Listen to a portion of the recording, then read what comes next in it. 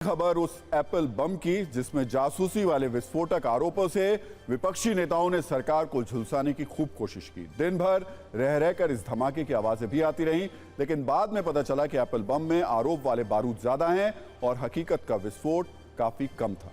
दरअसल पैसे के बदले सवाल पूछने के आरोप से घिरी टीएमसी सांसद महुआ मोइत्रा ने आज सुबह सुबह सरकार पर बड़ा आरोप लगाया। उन्होंने सोशल मीडिया प्लेटफॉर्म एक्स पर एक स्क्रीनशॉट पोस्ट किया और उनका आईफोन हैक करने की कोशिश का आरोप लगाया। उन्होंने लिखा, एप्पल से एक टेक्स्ट और ईमेल मिला है जिसमें मुझे चेतावनी दी गई है कि सरकार मेरे फोन और ईमेल को हैक करने की कोशिश कर रही है।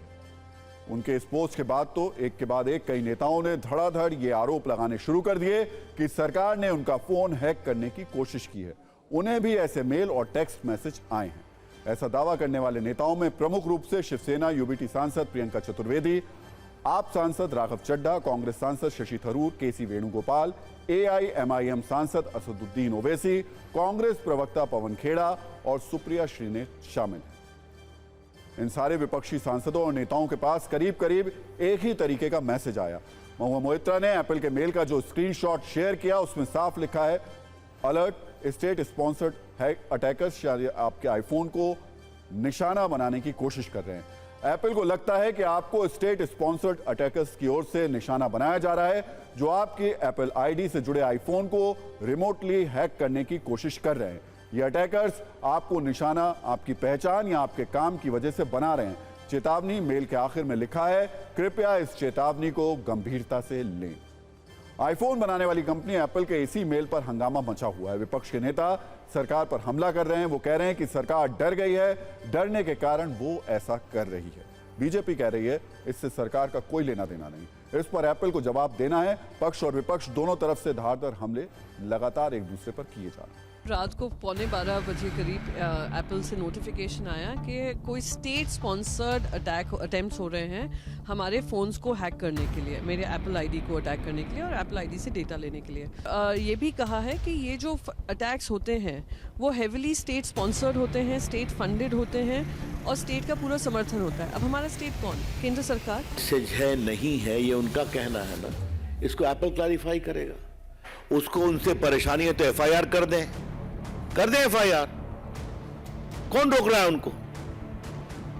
क्या वैसे ही हो जाए? राहुल गांधी ने देश में हल्ला करके कि मेरा फोन पेगासस में हैक हुआ है और जब सुप्रीम कोर्ट ने कहा अपना फोन दीजिए इन्वेस्टिगेशन के लिए बिफोर द कमिटी, नहीं दिया उन्होंने। 100 करोड़ से ज्यादा लोग खिलाफ हैं।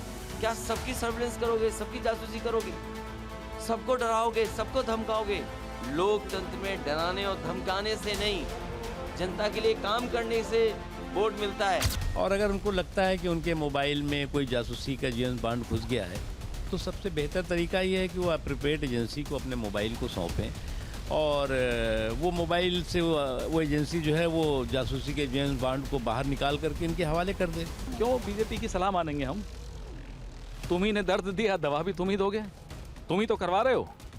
तो अब आगे ये बताएंगे कि क्या कार्रवाई करने वाले हैं, किस पर कार्रवाई करने वाले हैं, जवाब इनको देने हैं। सरकार द्वारा प्रायोजित आपके फोन की जासूसी की जा रही है, इससे बड़ी शर्म की बात किसी सरकार के लिए क्या हो सकती है? ये हमारे देश के संविधान कहता है, हमारा देश के मौलिक अधिकारों पे ये एक बहुत बड़ा हमला है। हालांकि जिन नेताओं को एप्पल की तरफ से ये मैसेज आया है उसमें कांग्रेस सांसद राहुल गांधी का नाम शामिल नहीं है, लेकिन आज उन्होंने एक प्रेस कॉन्फ्रेंस की और अडानी का जिक्र करते हुए कहा कि विपक्ष ने तोते को ऐसे पकड़ा है कि वो बच नहीं सकते।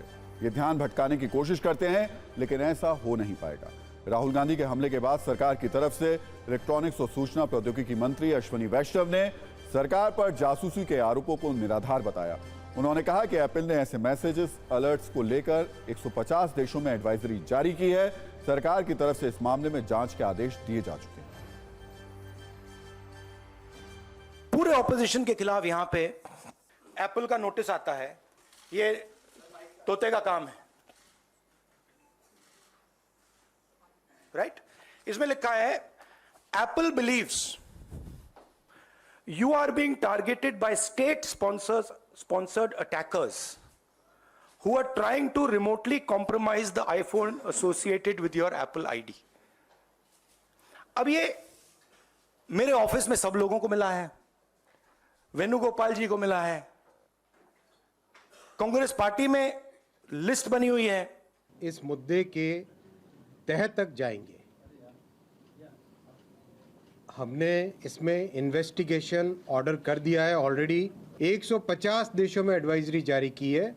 अगर आप एप्पल के मेल का क्लियर देखेंगे, बहुत क्लियर है, कहीं पर कोई उनके पास जानकारी नहीं है क्लियर, वो केवल एक हाइपोथेटिकल या फिर केवल एक एस्टिमेट के बेसिस पे लोगों को उन्होंने ये अलर्ट भेजा है। विपक्षी हमलों के नेताओं, जो विपक्षी नेता हैं, उनके हमले के बीच सरकार ने सफाई दी है। एप्पल ने भी बयान जारी किया है। एप्पल की तरफ से आधिकारिक रूप से कहा गया है कि हम किसी भी तरीके के स्टेट स्पॉन्सर्ड अटैक की सूचना नहीं देते हैं। खतरे की सूचनाएं गलत अनाउंस हो सकती हैं। इस तरीके के हमलों के बारे में जानकारी हासिल करना खुफिया संकेतों पर निर्भर करता है। कंपनी ने कहा कि वो इस अलर्ट के पीछे का कारण बताने में असमर्थ है। यानी एप्पल का बयान भी काफी घूमा हुआ है। अब सवाल है कि क्या एप्पल के फोन हैक हो सकते हैं?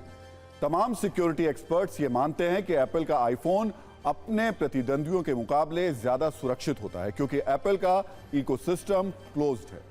ऐप स्टोर में कौन से ऐप्स इंस्टॉल किए जा सकते हैं और कौन से नहीं, इस पर एप्पल का कड़ा नियंत्रण रहता है। ऐप्स का रिव्यू होता है और जिन ऐप्स से सिक्योरिटी को खतरा होता है उन्हें ऐप स्टोर से बाहर का रास्ता दिखा दिया जाता है। एप्पल अपने ऑपरेटिंग सिस्टम iOS के लिए भी तेजी से सिक्योरिटी अपडेट जारी करता रहता है। इस मामले में दूसरी कंपनियों की स्पीड कम है और एप्पल अपने डिवाइस में हार्डवेयर पर आधारित सिक्योरिटी फीचर भी देता है ताकि कोई फोन को हैक ना कर सके। 2022 की एक सिक्योरिटी सर्वे रिपोर्ट में दावा किया गया था कि एंड्रॉइड डिवाइस के मालवेयर से इन्फेक्ट होने की आशंका 2.2% रहती है, जबकि आईफोन के इन्फेक्ट होने की आशंका 0.05% रहती है। लेकिन इसके बावजूद कोई भी डिवाइस 100% सुरक्षित नहीं हो सकता। जो भी डिवाइस इंटरनेट से जुड़ा है उस पर हैकर का अटैक होने की आशंका बनी ही रहती है। ये बात आईफोन पर भी लागू होती है। 2019 में एक शोधकर्ता ने आईफोन की सुरक्षा में एक कमी खोजी थी, जिसके जरिए हैकर आईफोन को दूर से नियंत्रित कर सकते थे।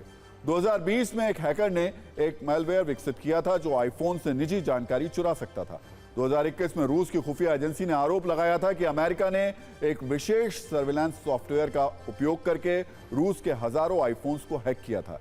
ऐसी खबरें बार बार आती रहती हैं।